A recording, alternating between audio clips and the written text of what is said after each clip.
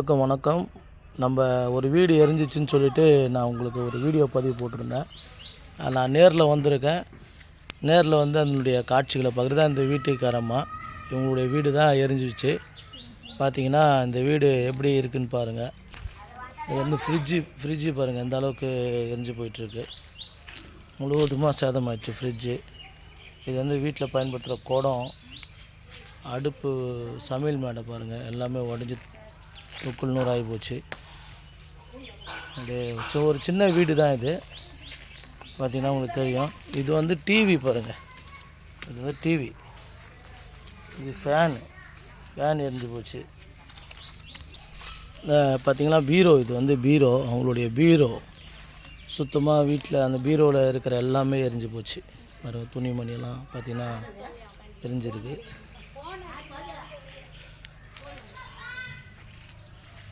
பாத்திரங்கள் பார்த்திங்கன்னா ஃபுல்லாகவே இதெல்லாம் அவங்க பயன்படுத்தியிருந்த பாத்திரம் எல்லாமே எரிஞ்சு போச்சு.